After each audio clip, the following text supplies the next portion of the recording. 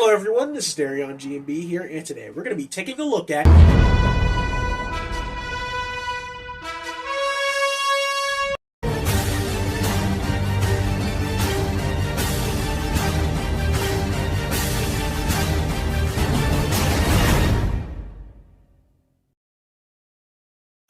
Invincible is an animated series released on Amazon Prime. It is an adaptation of the comic book of the same name. The series centers around Mark Grayson, a boy who desperately wants to become a superhero like his father, Omni-Man, but very quickly learns it may be more than he bargained for. He works alongside other heroes against numerous threats to the planet, which include his very own father. I love Invincible. Yes, I mean the show, but I'm also talking about the entire Invincible story. As I read the entire comic run and a few spin-offs, minus Guarding the Globe, I'll get to that eventually, and it is quite honestly to me one of the best pieces of fiction I've ever personally consumed. When the show premiered a few years back, I of course, like many others, fell in love with the show's world. Its approach to telling superhero stories, the well-rounded cast of characters, the intense violence and mayhem, you get it. I've been holding off on talking about this show for a while, and that's for a few reasons. The first of which being that I originally wanted to give the show more time to get its story out so that I could cover it thoroughly, to really see and talk about more of what the story had to offer. And secondly, I wanted to give it more time because I wanted to talk about how well the show fares on its own rather than an adaptation of a comic.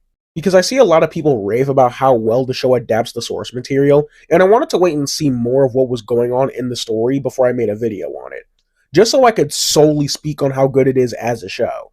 That changed, however, when I think Robert Kirkman mentioned that the show could go on for possibly 6 to maybe 7 seasons. And with the break in the middle of season 2, seriously Amazon, what the fuck was that about? I took it upon myself to finally read all 144 issues of the comic and the various spin-offs. And like I said, it's one of the best pieces of fiction I've ever personally consumed. It has its problems, of course, not everything aged particularly well. Problems that the show goes out of its way to point out in various instances, and works to improve upon them in very interesting ways. And if the show keeps it up, it can very easily become one of, if not the best comic book TV shows ever made. But I'm getting a bit ahead of myself. This video will be me covering seasons 1 through 3, going over how well the show crafts its narrative in a way that evolves the original source material, and just how well it adapts the comic in general. Now on to season 1. The central plot point of the season is the mystery surrounding Omni-Man, Mark Grayson's father and the world's most powerful superhero, slaughtering the renowned superhero team, the Guardians of the Globe, and everything surrounding this is undoubtedly where the season shines. Almost any time we are dealing with people investigating or people getting closer to the truth of who killed the Guardians, it is some of the most tense and nerve-wracking stuff I've seen from a TV show in a while. Because they really drag out the mystery as to why Nolan did what he did, and you can never really get a good read on what his true intentions really are. But beyond that, the side stuff as well is also pretty engaging. I won't say it's just as gripping as the Omni-Man stuff, but it does work quite well on its own. I don't inherently think the Invincible story's entire purpose is to be a sort of commentary on superhero tropes like I've been seeing people say over the years. But I think it's just more of the writers taking those tropes and working to improve and do something interesting with them. This is still just another superhero universe at the end of the day, and it does often still fall into those basic tropes, sometimes for the better and sometimes for the worst. The entire first episode feels like your standard superhero fare. Hell, Mark's whole journey in this season is shit we've seen done in a fuck ton of other superhero media. But it's just the slight twists and turns they make that give it its own different flavor. Like, I remember when season 1 was airing, and a lot of what I want to say criticism against the show was a bunch of folks claiming that its large abundance of violence is what carried a lot of the appeal back then. Claiming that if it wasn't as hyper-violent and bloody, people wouldn't have raved about it as much as they did. And I'm not going to act like the immense bloody gore isn't something that makes it stand out and draws people in. You got sickos like me that'll eat this shit up every day. But I think the way Invincible tackles this does serve a neat narrative purpose. The series showcasing how brutal and violent a world of superpowered beings is really puts things in a kind of perspective you won't get from watching other superhero properties, like Spider-Man or Batman movies and cartoons. It makes the world feel just a bit more real, and I think the show expertly gets that across the first time Mark goes out to try and stop an invasion on his own, as well as in his fight against Omni-Man. People are just getting slaughtered left and right in horrifyingly gruesome ways, and it really puts things into perspective for Mark and the audience that this shit is real. People can and will die if these heroes fail or mess up, and you don't get a lot of that, at least to this degree with other superhero media. This show excels at world building as well, being able to craft these little side plots with seemingly minor characters and managing to keep you invested with a surprising amount of ease. Whether it's Mark helping Titan take out Machine Head, Robot's whole clone subplot with the Mauler twins, Debbie slowly coming to grips that her marriage may have been nothing but a fucked up lie, Adam Eve's self-discovery when she tries to do heroics without directly being a superhero was all expertly done.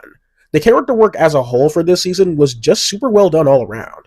I really love Mark as a character. I love how his drive to become a superhero isn't derived from some feeling of guilt or responsibility or a deep sense of justice, and it's just a simple factor of wanting to be like his dad and not knowing what all that entails in regards to being a superhero and especially in regards to being a Viltrumite. It can feel a tad formulaic, especially with the one or two times Mark is on the verge of quitting, but in a funny way, it feels like the 90s Spider-Man cartoon, where in that show, Peter was ready to quit being Spider-Man like every other month. But Mark learns to try and balance things out. But the confrontation with his father is just so damn good. Seeing Mark's whole world unravel as he realizes the monster his father is, and what he has to do to protect the ones he cares for was absolutely heartbreaking. Everyone and everything you know will be gone! What will you have after 500 years? You, Dad. I still have you. Nolan in general is obviously super well done this season, with the benefit of hindsight from the comic and the rest of the show. And hell, I think it's very apparent when just watching it that everything from killing the Guardians or fighting Mark is just as much of a fight with them as it is himself, because you can very clearly see in several instances that his time here has had an effect on him. He didn't want to kill the Guardians outright, but when Mark got his powers, you can tell he's preparing himself for what he thinks he has to do. And almost every word he says to Mark in their fight just feels like he's trying to convince his son that this is right, almost as much as he's trying to convince himself. It makes for an interesting character in my opinion, and him taking off and shedding that single tear was really powerful. Debbie was great this season as well. Seeing how proactive and antagonistic she is against Nolan was really compelling for a variety of reasons I'll get into in just a bit. But a lot of the other characters are interesting as well. The shady Cecil Stedman, the new Guardians team, including Rexplode, a dude you just love to hate, and some like I mentioned earlier like Eve, Robot, the Mauler twins, who are such a delight, Monster Girl, Mark's friend William, etc. There aren't many characters that I think are written badly this season. Nope, we'll get to her in just a second. In regards to it being an adaptation, the way this show rearranges certain arcs and events from the comics to better work its narrative in a TV show format is done surprisingly well. When I first read the comic, I was a tad disappointed that the show didn't give us more Invincible and Omni-Man stuff before the big reveal where he kills the Guardians. But the more I thought about it, the more I think it was a smart decision to have that reveal be the lasting impression of that first episode. Because while a tad more adult, it really felt like a typical superhero show, much like those first few issues of the comic felt pretty typical. And then that turnaround does a really damn good job at keeping folks interested that wouldn't hit the same, I think, had we gotten multiple episodes before the reveal. So I think it works extremely well. And other pretty minor stuff, like making William gay off-rip instead of having him straight at the start of the comic with him dating Eve, then coming out way later down the line. And even making him and Rick a couple immediately was pretty neat. Setting the whole Sinclair stuff to when Mark and his friends are exploring the college, rather than long after they graduated high school, and the whole Chicago incident with Nolan and Mark was pretty cool. And I just like how this stuff was really organically woven in and placed so as to not make later seasons' arcs and events feel overcrowded. By taking a quick look at the show compared to the comic, it's quite apparent that the writers wanted to take a few liberties diversifying the cast, which I think is quite welcome. They race and gender bend certain characters, which I think works fine. It also allows for things to look and feel more balanced out, in my opinion. But I do think in one particular aspect, it unintentionally backfired on them. But again, we'll get to that in just a bit. They also really expand and improve upon certain elements and characters that I think really needed it. Debbie in the show, I think, is way better done than in the comic. That's not to say that she was terrible or anything, but rather just basic. But the show made her feel a bit more compelling, just in how pragmatic and proactive she is compared to the OG. But there is one character whose changes really don't do the best at improving upon them. I'm going to try to make this quick because this shit has been out for like 4 years now, and people have already talked about it to death. And I don't want this section of the video to go on for too long, as I've got 2 whole other seasons to get through. The way they handled Amber's character in this season was extremely poor in my opinion. Her not taking any of Mark's BS in the first half of the season is extremely reasonable and a good bit of evolution from her character in the comic, where she was mostly just the basic hero's love interest. But the whole conflict surrounding her getting pissy at Mark for keeping his secret identity from her is very poorly done, purely, at least to me, because of how one-sided the whole conflict is. There's really no bit of nuance to this whole thing, and it's just the characters... Oh, I'm sorry, I misspoke. The writers shitting on Mark, and I think it's just kind of unfair. I'm not opposed to my main character facing the accountability of their poor actions, but this just doesn't feel like it's all that deserving. At least to the extent that the show did it. And Amber getting pissy with him for running off and saving them from the Reanimen just makes no damn sense when at this point she knew. The show paints Amber as if she's 100% in the right, when she really isn't, and they never really acknowledge her pretty flawed point of view. Also, having them get back together almost immediately after all of that bullshit did not help things either. The reason so many people harped on this back then is because in an otherwise greatly done season of storytelling, this really was the only outlier that really felt off. Like, in terms of overall writing, before that reveal, I'll say she's better here than in the comic. Because she doesn't just accept all of Mark's BS, but afterwards they really dropped the ball with her in my opinion. But as a whole, Season 1 of Invincible was a really damn good season of television. Characters were all well-rounded, the story and world super engaging, with it being able to balance several plot lines and character stories extremely well, topped with brilliantly showcasing a world that really feels like it has stakes to it. And as an adaptation of the comic, they did a great job reworking and translating things for the new format, as well as improve and expand upon certain characters and story beats from the original source material.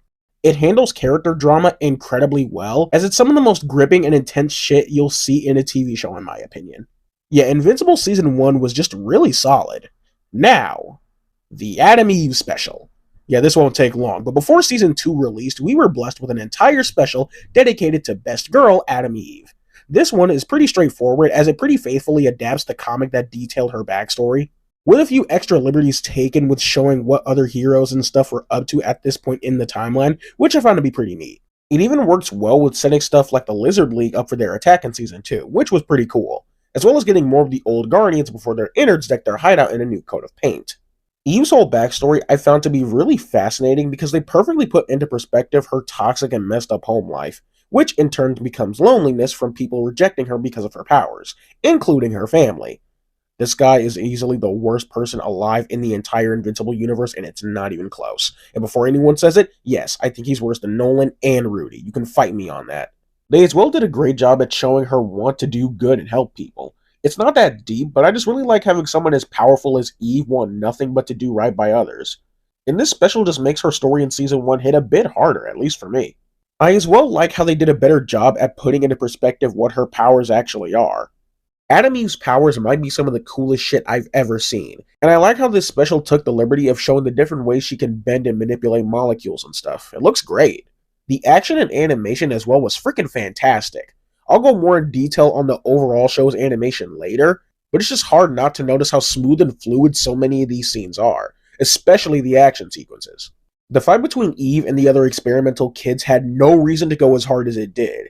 Seeing how she makes armor, spikes, and buzzsaws, works to move cars out of the way, the different methods she used to counter the others by manipulating the terrain and the objects they use, that and the overall camera work and fight choreography was just top-notch.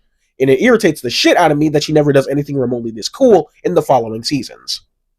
The writing, as always, was really well done, and all the characters feel pretty well-rounded. They perfectly handle the existentialism behind the other creations that do a really good job of making you connect with them emotionally despite their minimal screen time. The main doctor I as well thought was pretty sweet. I like how the episode is also pretty bittersweet. Given where she is in Season 1, you know Eve doesn't get some kind of happy ending with her parents. So the special just closes with her mourning the actual family she didn't know she had, which is heartbreaking. There really isn't much else for me to say, honestly. They did a good job expanding on Eve's character, as well as detailing her tragic backstory, had some really cool action, and adapted the comic pretty faithfully, whilst adding in a few new bits to make the universe feel pretty alive, with seeing all the different things that took place around the same time. And as a whole, is just a really well done special. I hope we get more stuff like this in the future for the other Guardians members. I don't think they all need their own special, but at some point in the comic, one of the issues, I think it was issue 25, it took the time to briefly summarize all the others' backstories and stuff. I feel like the show could benefit from fleshing them out in some way, but I am disappointed they didn't at least give us an Adam Eve and Rex Splode special before Season 3. As I feel if they released that beforehand, it would have made future events hit a bit harder, at least for me. Now we can get into Season 2. The second season of Invincible pretty much does a great job of continuing the momentum the first season left us with. For the most part, at least, because while it's incredibly good and well written, I think the presence and hook they had with Omni-Man was noticeably missed. Like, nothing this season really hit the same stride, and that's very apparent. But again, it's really good. The major overarching plotline is Dimension Hopper Angstrom Levy, after suffering from an accident with his dimensional counterparts, leaving him severely injured. He and his multi-dimensional scattered mind thinks Invincible is to blame, and vows revenge. Despite that, this plotline isn't as prevalent as the Omni-Man stuff was for last season. It's more just in the background, with the season building up to this epic conclusion. The season instead primarily focusing on character progression, drama, and conflicts, which I personally think it excels at. The season centers around Mark desperately trying to come to terms with who he is, and trying to convince others and himself that he's not like his father. And I think this is expertly done and told. After wanting all his life to be like his father, to seeing what an utter monster he is, now has brought him to try and fight against that at all costs. And I love how they go through the different lengths to show him struggling to keep himself to that standard of not being like his dad. The moment he killed Angstrom was really fucking cool, for many reasons, which I'll get into when talking about all this stuff compared to the comic. But from that act and seeing how Mark reacted to it, it's really just interesting to see him struggle with that part of himself. If there is any nitpick I have with it though, it's that it's really kind of dragged out throughout the season. It, like the Angstrom plotline, is kind of spread throughout an extended period of time, which wouldn't be that big of a deal if it wasn't for the fact that a majority of Mark's story, when it isn't focusing on all the internal struggles and stuff, it's really just the same old learning to balance hero and regular life thing. Which is fine for what it is, but when the other shit is significantly more interesting, I just find myself caring for this stuff a bit less than I should. Wait, you don't have, like, super sperm or something, do you?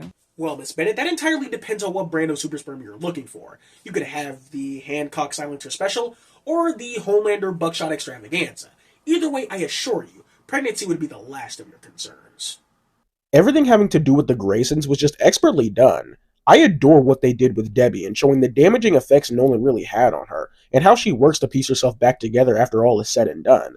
That convo with her and Art about how she managed to do good raising Mark whenever Nolan wasn't around was really touching. And I just really love everything they did with her this season, especially when we get to all the Angstrom stuff. Nolan as well was really good. I love how they dived into the nuances of his character and are showing the beginnings of his redemption. They do a good job of showing that he does have a heart, but that conflicts with his Viltrumite upbringing in a pretty compelling and interesting way.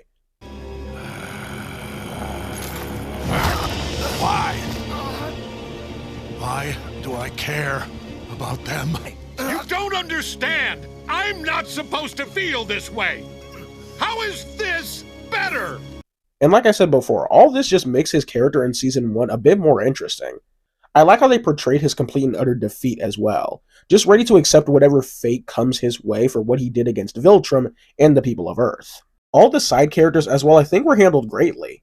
I love how the season worked to make Rex less of an asshat, by the simple decision of putting him in a back-against-the-wall underdog scenario, and literally getting his brains blown out.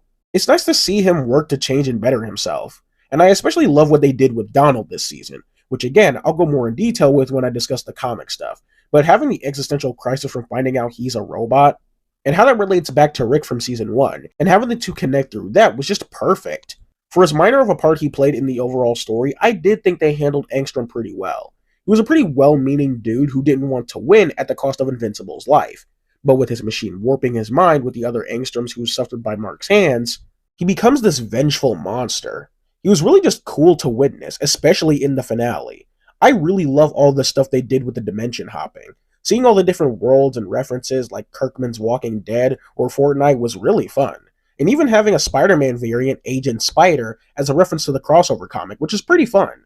But we really haven't seen the last of where this journey goes. Yeah, this season is very much a bridge-building one, where, yeah, we focus on the characters and stuff, but a good chunk is spent building towards future events and story arcs. which is fine, especially with the cool as hell payoffs we'll get later. But while good, it's hard not to notice that it doesn't hit the same chord the first season did. To tie it back into the whole multiverse thing, I love all the stuff they did with seeing all the evil marks, but I especially dig how they kind of reflect our Mark in particular, because Angstrom drops that most other Marks went evil and enslaved the planet with their dad. Normally, with alternate versions of our main hero, you'd expect at least a majority to be good, but while minor, it was such an interesting spin to have a good heroic Mark be kinda rare in the multiverse. There are a few other things I have my nitpicks about, however. The Amber stuff still really sticks out like a sore thumb compared to a lot of the other stuff this season tackles. While she is better written than last season, I still think that's only really on a technicality, because they never really acknowledged the flaws within her writing and character from the last season, in favor of just making her the super supportive and understanding girlfriend, when it's like, you didn't need to go too hard in that opposite direction. She's almost super supportive and understanding to the point where it feels almost unnatural and manufactured, if that makes any sense. It also just makes her feel super bland more than anything now.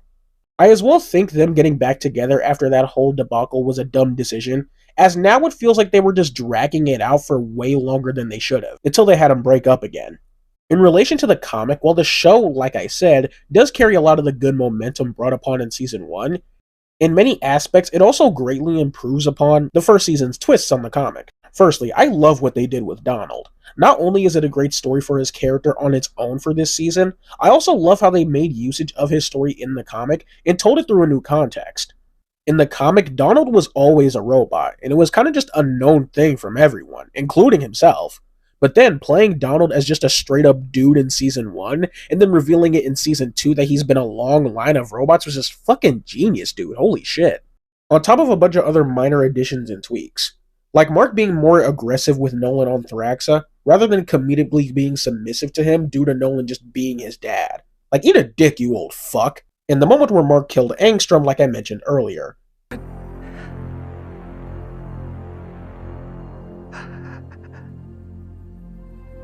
I thought you were stronger. That line in the comic is played pretty straight, in that Mark literally thought Angstrom was strong enough to handle the brunt of his power.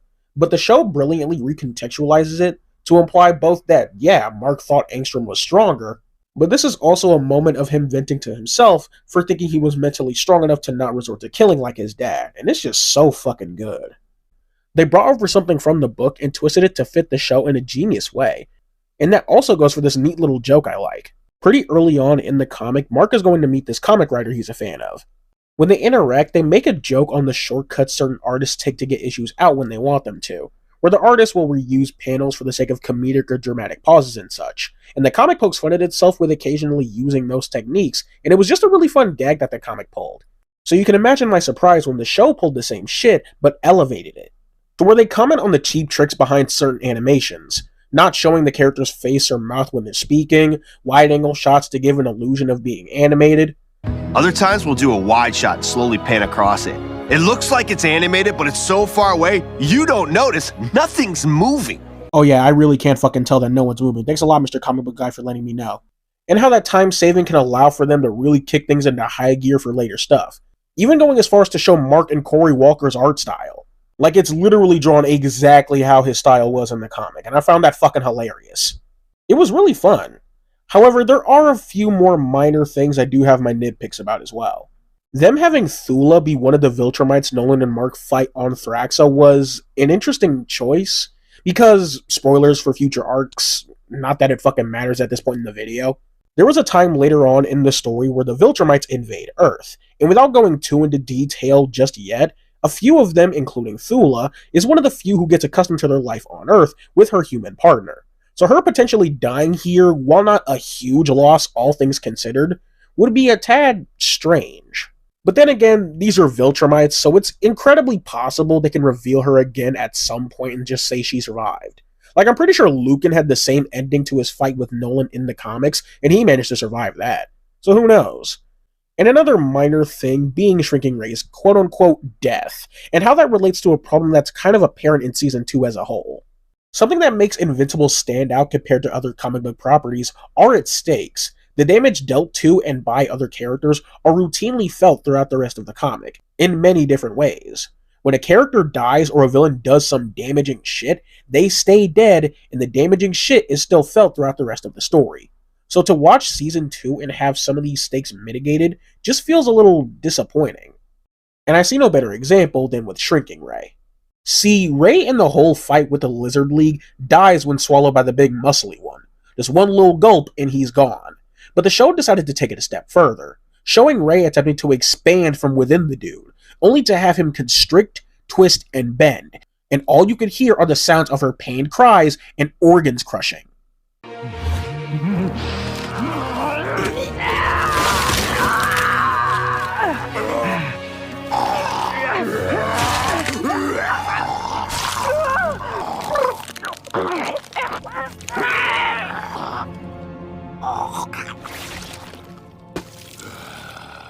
Yeah. It's easily one of the most intense and gruesome scenes I've ever seen in, well, anything. And it's immediately undercut in the next episode with her being alive. This isn't a major thing, but it is just something that this season did a lot, and I'm hoping with how certain plot lines explore character deaths, they don't repeat this kind of stuff too often. The finale does do a good job at reeling you back in, though, despite it not being as narratively strong as the first season's finale. It's no secret that whenever the show dives back into the whole Viltrumite storyline, it's really easy to become invested again, as you're just constantly on the edge of your seat. And This Is Arrival was done so well in showing just how outclassed Mark really is, but more importantly, for how strong his resolve is. The nigga will get his face smashed across several continents and just refuse to give in. And it also provided for a decent enough escalation for Mark and Amber's breakup this season. I still think they never should have gotten back together after the whole Season 1 fiasco, but the way the writers implemented this worked well enough for what it was. Okay, I have to talk about Anissa now. I originally wasn't going to talk about any of this stuff, but based off of her introduction alone, there really isn't that much to say about Anissa as of right now. But there are a few things I want to get off of my chest about this whole thing, and specifically how it pertains to Invincible fans. Now, if you somehow already don't know because comic readers, and especially niggas who only know about it because of comic readers, will never shut up about what Anissa does to Mark. Yeah, if you already didn't know, Anissa is primarily known for being the Viltrumite who rapes Mark. And the thing I want to get off of my chest is how certain fans react to this whole thing. It feels like ever since non-comic readers found out about this shit, especially around when Season 2 was airing, it's all they wanted to fucking talk about.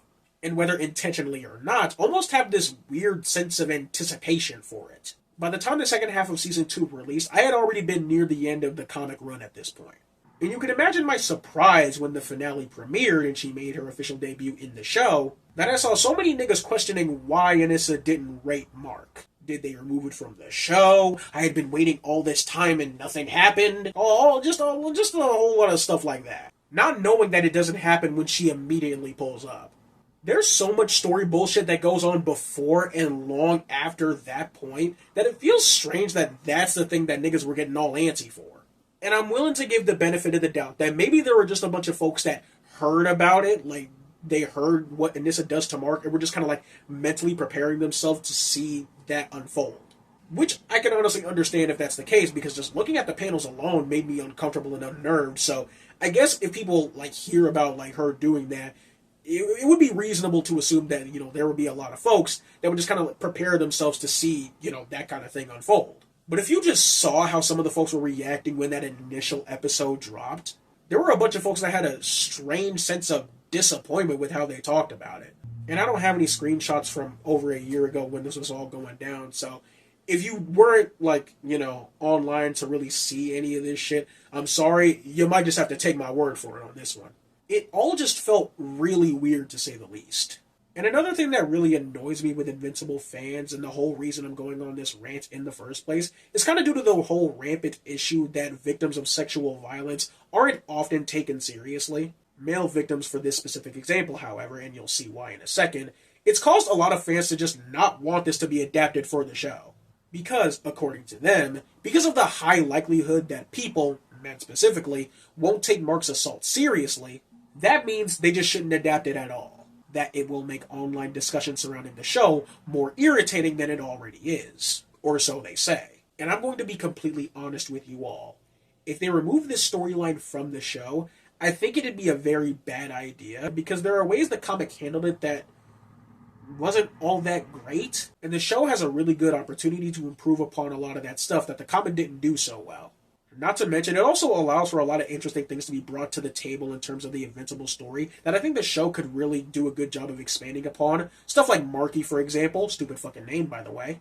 But if they remove it from the show for that specific reason, that thought process, that because there are a bunch of guys that won't take Mark's assault seriously, that means it just shouldn't be adapted at all, that's going to piss me the fuck off.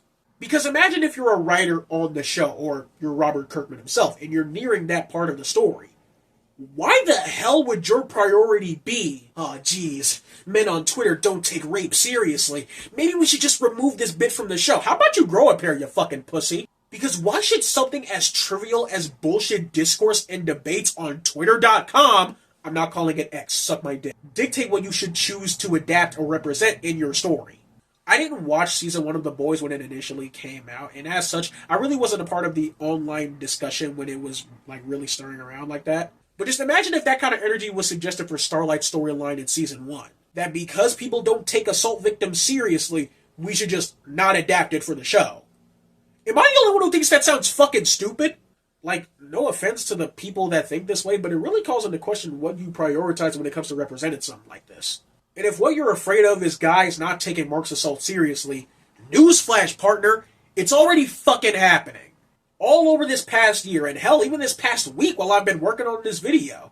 There's already a bunch of niggas going around saying Mark should have taken it like a champ. Like, oh, and this is a way better girl for Mark than Eve and Amber. Oh, I would have let her do it to me and all that shit. And yes, there are a bunch of niggas saying that shit.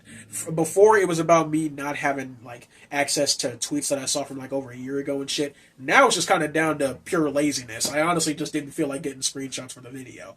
If I see some more in the meantime of me editing this shit, I'll bring some up right now. But if I don't, then you won't just... then I guess you won't see this part, huh? It's already happening. So who gives a flying fuck at this point, honestly? The comic handled this storyline in a very messy way, I feel. With it almost feeling like Anissa was meant to be kind of redeemed or forgiven in a sense.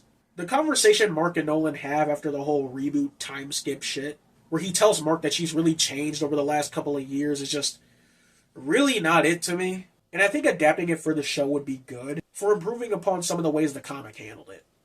But as a whole, Season 2 was incredibly well done. Doesn't exactly meet the same heights of the first, in my opinion, but still keeps up the writing quality very well. The characters are really at the forefront here, and it works. And they still do a great job adapting and extending the source material in increasingly interesting ways. Now on to Season 3. Season 3 of Invincible is where things really start kicking into gear story-wise. We have officially entered the blue suit era of Invincible. And I'm going to say this right now. I think the suit looks like shit. Like shit from a butt. I thought this when I got to this point in the comic a year ago, and I still think it now. Except, I think the show's version is worse. It's the gloves. The gloves annoy the shit out of me. They annoy the shit out of me for 2 reasons.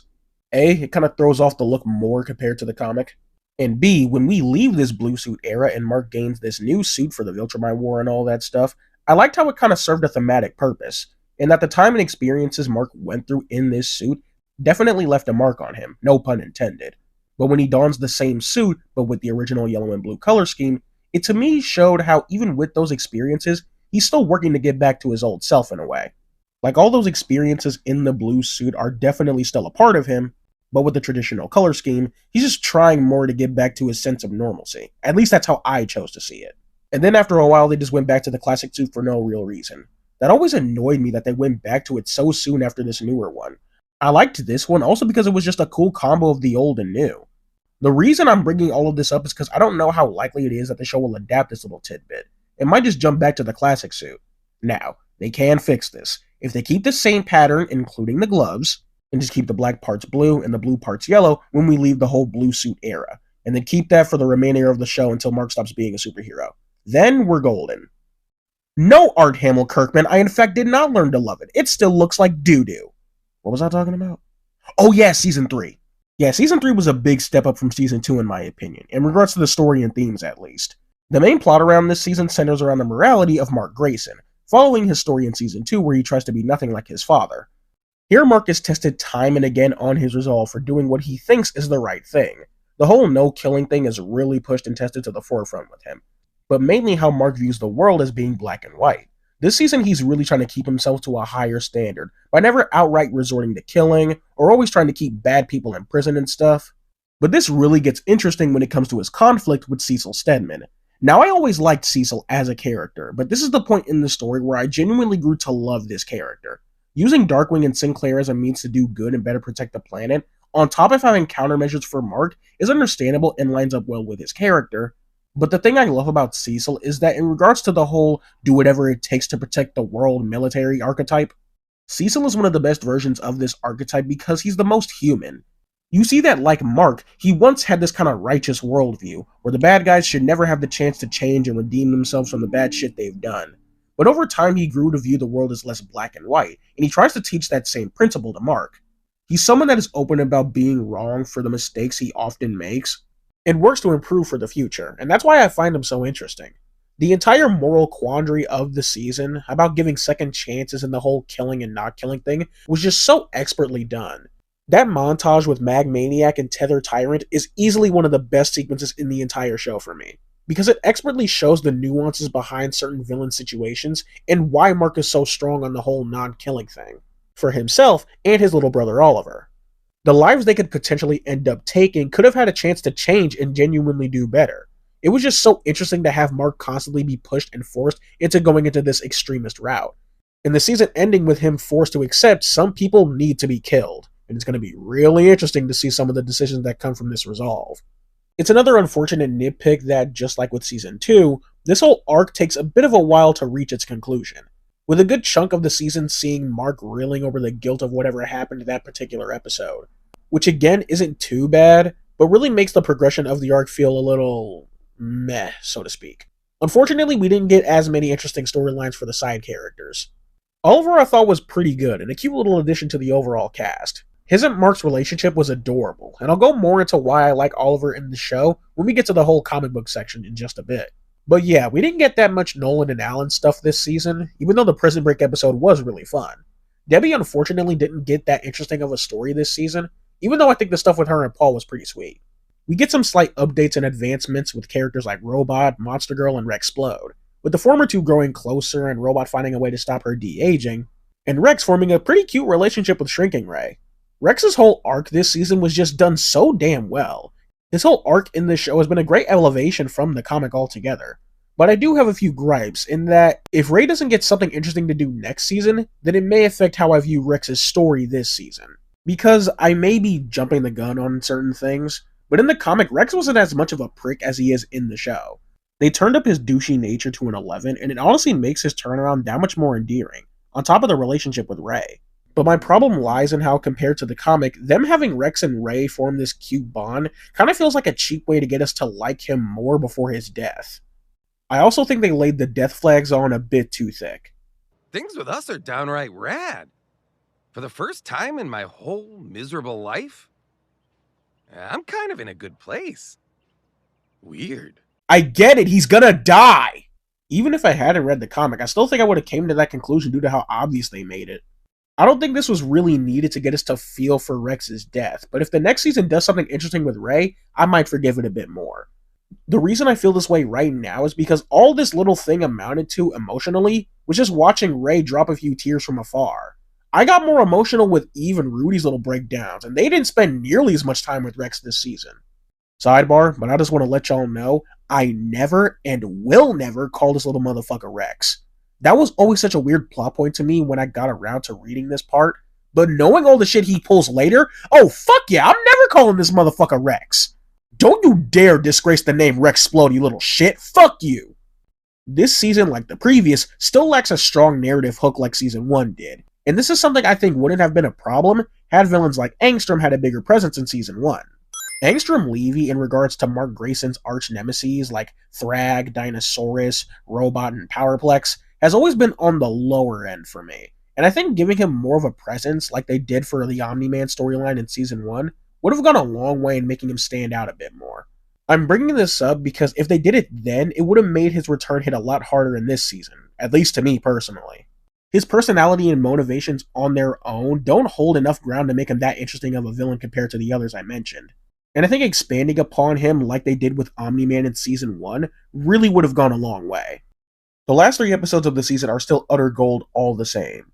Powerplex, Invincible War, and Conquest. The 3 big events that this season tackled damn near perfectly.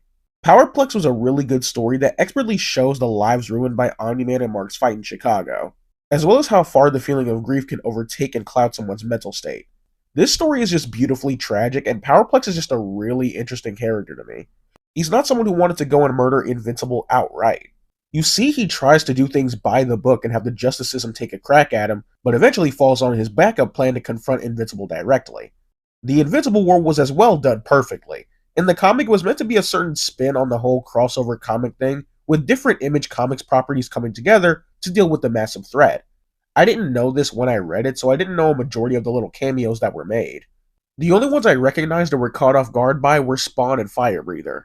In the show, due to the whole rights issues, they couldn't do the same thing by having a whole bunch of Image Comics characters pull up.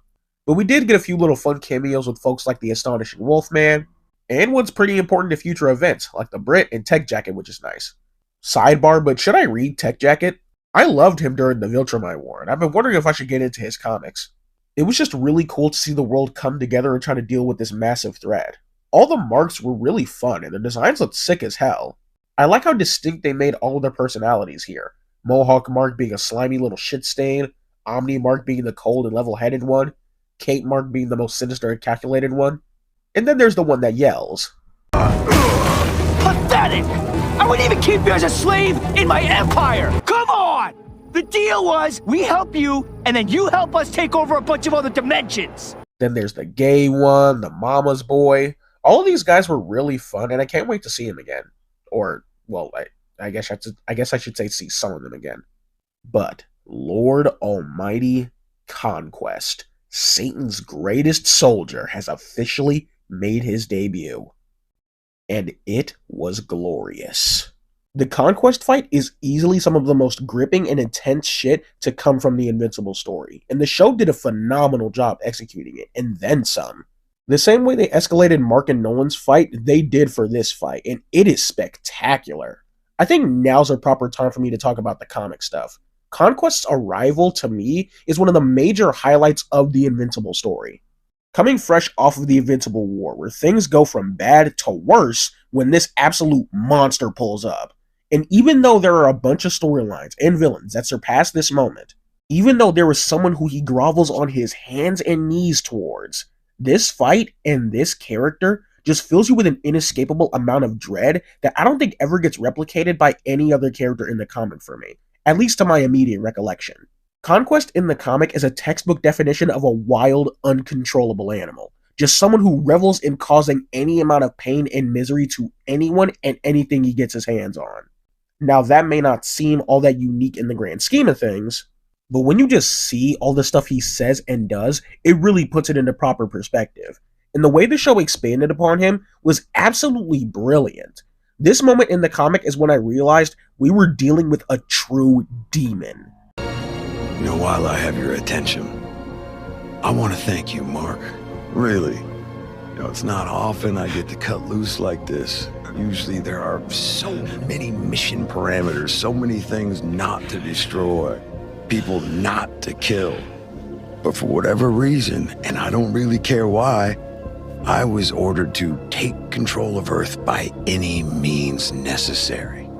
You did something to piss us off, and I thank you for it. This has been an immense joy. The art really says it all here, and just perfectly captures that unearthly and dreadful feeling I mentioned a bit ago. But when we got to this moment in the show, I was at first slightly disappointed. Instead of the personal, close, and almost intimate feel that panel from the comic gave us, they went for a couple of panning shots with Conquest relatively far away, and it didn't really deliver on the same vibe.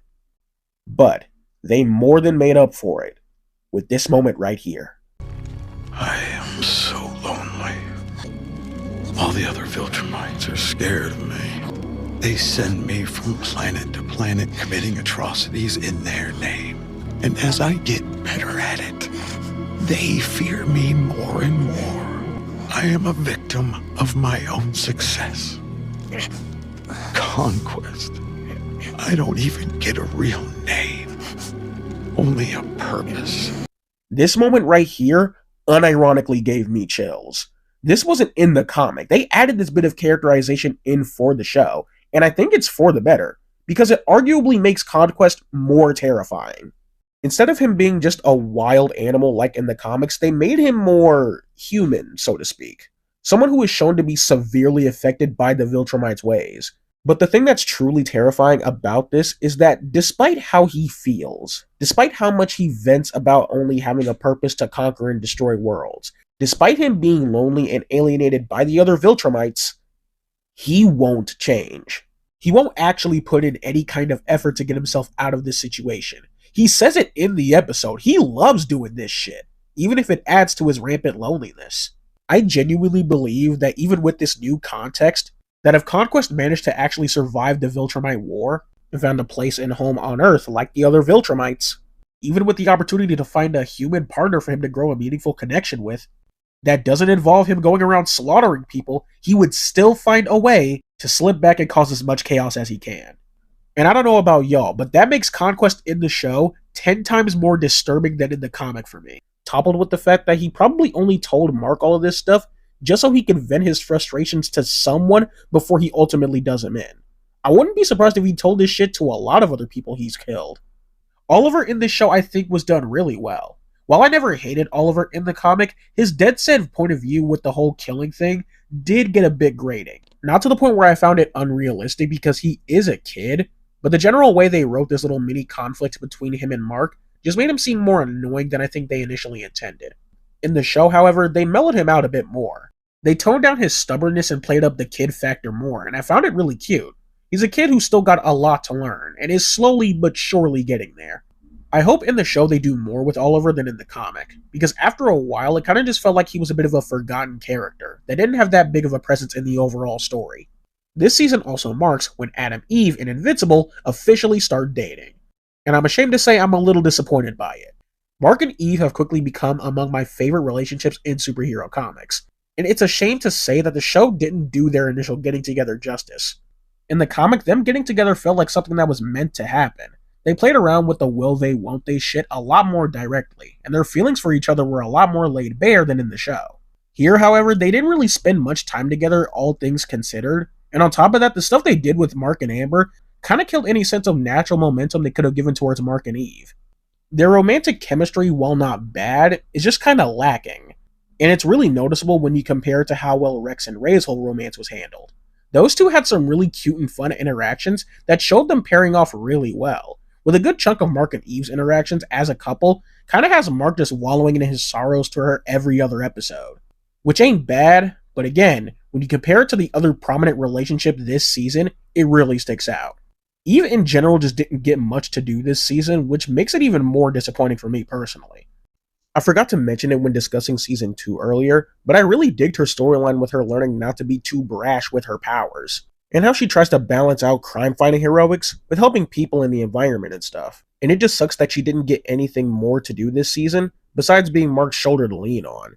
And another thing, let's talk about Amber. Remember when I said them diversifying the characters unintentionally backfired on them in one particular aspect? Yeah, she is what I was referring to, because now as of Season 3, Amber is kind of just a nothing character, and has now unintentionally been added to the, quote, disposable black girlfriend trope. There are probably more qualified folks to talk about this, but if it already wasn't clear based on the name, oftentimes in media you'll have a male character have a love interest who is a black woman, and their only real purpose is to buy time for them to get with their, quote, real love interest. And needless to say, it kinda sucks.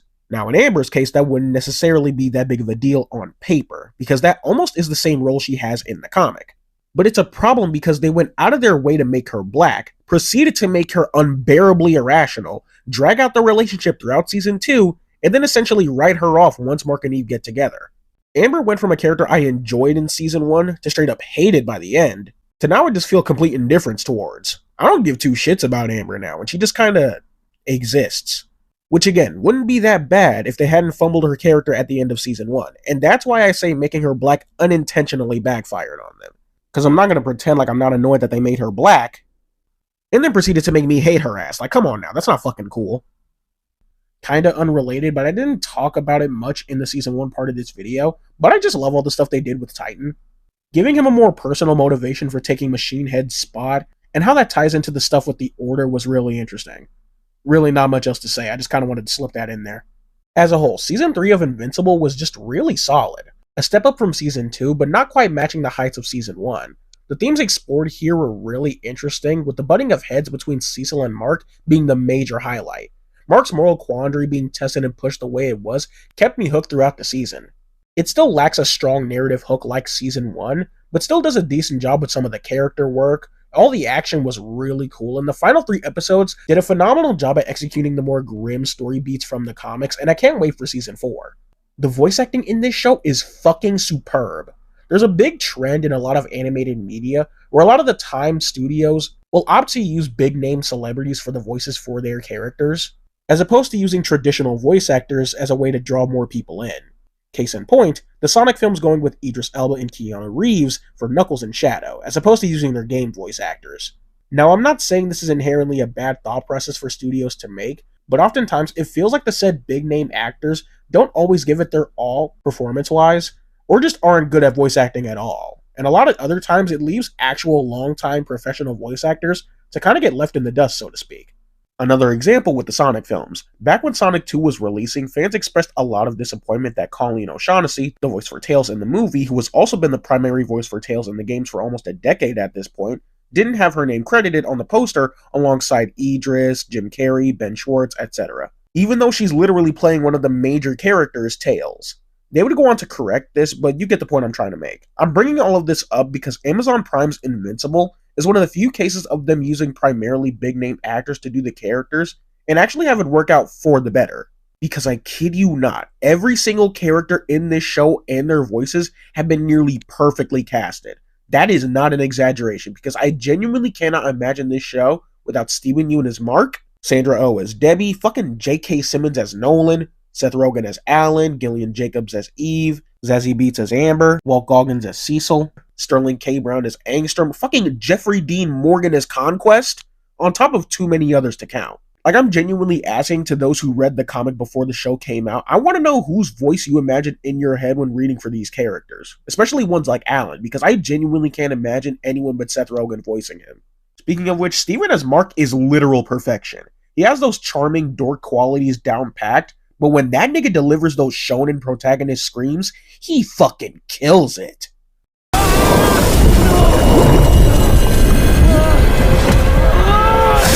You guys are fucking dead! Stop threatening my family! Mark, don't touch me. Calm down. I will not calm down! This is insane! This is my life! These are my people! Cecil! I need you, Cecil! I don't care how strong you are. I don't care how fast you are. I can see the future. You don't live to see tomorrow. I also really love how much he showed his range this season with what he did with all the different Mark variants. Seth Rogen as Alan is like 50% part of the reason why I like him so much. I didn't mention Alan much earlier in the video because there isn't much for me to say other than he's just a fun and chill dude. And he doesn't really become that interesting till a little bit after the Viltrumite War stuff, at least for me. But Rogen was still really good. Simmons, when you really think about it, just feels like a perfectly obvious choice for Nolan. Not much for me to say, the dude was just perfect. Gillian killed it as Eve, Sterling was amazing as Angstrom, and JDM literally sounds almost exactly like how I imagined Conquest when I read him. I initially was hoping they'd save him for someone like Thrag, but no, he was perfect as this character. This season also added the likes of Simu Liu as Multi-Paul, Zolo, last name I'm not even going to bother to pronounce because I know I will fuck it up, as Dropkick and Fight Master, and even fucking Jonathan Banks as the Brit. I always imagined this character would have a Steven Bloom kind of voice whenever I read him, but Banks is doing a pretty good job for the little we got of him, and I can't wait to see more of him. It's funny that I brought up Sonic earlier because Ben Schwartz also voices Shapesmith. I find his usual hyperactive voice direction to be kinda charming, but this is the one case where I find his voice to be kinda distracting. Like, I can handle his exaggerated performances coming out of cartoon ducks, hedgehogs, and turtles, but when attaching that kind of voice to a more humanoid character, it just feels a bit off. But I definitely got more used to it. And I think it works with Shapesmith's really, for lack of a better term, unearthly vibe. It just really sticks out when he voices Russ Livingston with his normal tone of voice. This show also does use some incredible voice talent as well for a few characters. Clancy Brown as Krieg in Dark Blood. By the way, Bruce Campbell voices that little demon dude in the finale post-credit scene. Can't fucking wait to see him. Ross Marquand as Immortal, and I'm pretty sure he does the voice for Rudy. The non-robot one, I mean. Jason Mantzoukas as Rexplode, who I'm really fucking excited to see in the following seasons. In Season 2, I was shocked to see that they had Jason doing the voice for Future Robot. I thought they would have kept him as Marquand since he already fit really well for the character, and has some incredible range, but this just excites me for the Robot War stuff even more. Because Jason, at least from the stuff I've seen him in, has always been stuck voicing the more douchey, assholey, and eccentric characters. So if they decide to keep him as the older Rudy, I'm really intrigued to see him voice someone more composed and reserved like Robot. Grey DeLisle does a great job as Monster Girl and Shrinking Ray, and Carrie Payton does a really good job as Black Samson. Something to note in this show that's a little distracting is that they reuse voice actors a lot. Like for minor characters and stuff, because I swear between seasons 1 and 2, Peyton voices like 3 or 4 characters, including Samson. I didn't notice it much in season 3 though, so maybe they're slowing down on that kind of stuff. There are way more I could mention, but we'd be here all day. The voice cast for this show is just incredible. And now it's time to talk about the animation. Oh, the dreaded Invincible animation and all its immense mediocrity. Like, I swear people over-exaggerate the flaws in the animation for this show. I've said it in previous videos, I can forgive mediocre animation if the story within the animated work is good. Obviously, when watching a particular medium, whether animated or live action, you want that medium to look as good as it can be. Perfectly understandable, but sometimes, and particularly in this case, even though I'd love the animation to be top-notch consistently, I think we'll be fine with what we have right now, so long as the story and writing stays as good as it is. Like, if we really break it down season by season, the first as a whole looked pretty solid. Nothing groundbreaking, but when it needed to pop off, it popped the fuck off. And when it didn't, it was pretty distracting.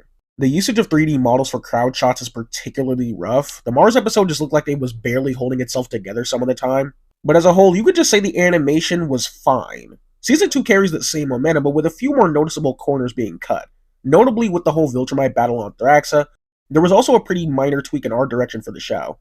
Like, it's hard for me to describe, but from season 1 to 2, the art direction looks noticeably different. Not in a bad way, but a slightly noticeable one. Some minor things in the character designs were tweaked, notably Mark having these bag line things under his eyes. Don't really know what that's about, but as a whole, season 2 was again just fine. Season 3 is where things get a bit rough, with this season having the most consistently rough animation of the 3. Character PNGs casually sliding across the screen, them using more of those tricks they joked about in season 2, and just a lot of minor things that look really off. But I'm not gonna lie, despite the season having the weakest animation quality, I'm willing to give it more of a pass, because you know they were saving up the budget for the Invincible War and especially Conquest stuff. And you can just fucking tell by looking at it, dude, like, holy fuck. Hell, I'll say a lot of the time the problem isn't necessarily with the animation, but more of just the lighting and shading and stuff. There are so many moments that this show pulls directly from the comics, but they look so flat and dull by comparison. There's a reason that shot with all the Invincible variants stuck out in a lot of people's minds, because it's one of the rare moments in the show that has incredible lighting and shading, and it looks sick as hell. I think the reason a lot of people are going off on this season in particular is because of the Adam Eve special. Like, they really cooked up some shit when it came to the animation, and not just the action scenes. So many character movements, like I mentioned earlier, looked really smooth and fluid, and nothing in the main show really compares. While I'd love for the show to look the best it could possibly be, I don't think we're in too bad of a spot right now. Again, it's not like the animation of the show is bad, it's just aggressively mediocre, I feel. And when the story and writing for the show is this good, it's really easy for me not to care all that much. I love Invincible, if you already couldn't tell. I love this story, I love these characters, I love this world, I love all the different themes they tackle here. I don't mean to sound overzealous, but I have to say it again. The Invincible story is easily one of the best pieces of fiction I've ever consumed, period. And the show is right on track to meeting the same fate. And I think part of the reason why that is because of how hands-on Kirkman is with a lot of the show. A lot of episodes he's gone and written himself, and he's basically treating the show like a second draft of the comic, and it's honestly a genius move. That Dark Blood tease at the end isn't from the comic. It was a storyline he never got the chance to put in there, and it's just adding it into next season. That sounds fucking rad, and I can't wait to see what it's about. As far as my hopes and expectations of the show when it comes to adapting certain things, I hope they don't remove Paul from the story as quickly as they did from the comic. As soon as Nolan comes back for the whole Viltrumite War stuff, Paul is quickly written off into the background and just literally never shows up again. It'd be neat to see this little dynamic between him, Debbie, and Nolan. Along with that, I pray to God they don't have Nolan and Debbie get back together as quickly as they did in the comic. I always felt Nolan got off way too easy in the comic, and the show has done a great job at showcasing how much he affected characters like Mark and especially Debbie. Like, genuinely, if she gets back together with this nigga as quickly as she did in the comic, especially given how incredibly she's written in this show, that will piss me the fuck off.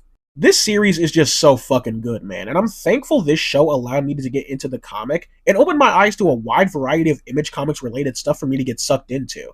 Yeah, man. I just fucking love Invincible.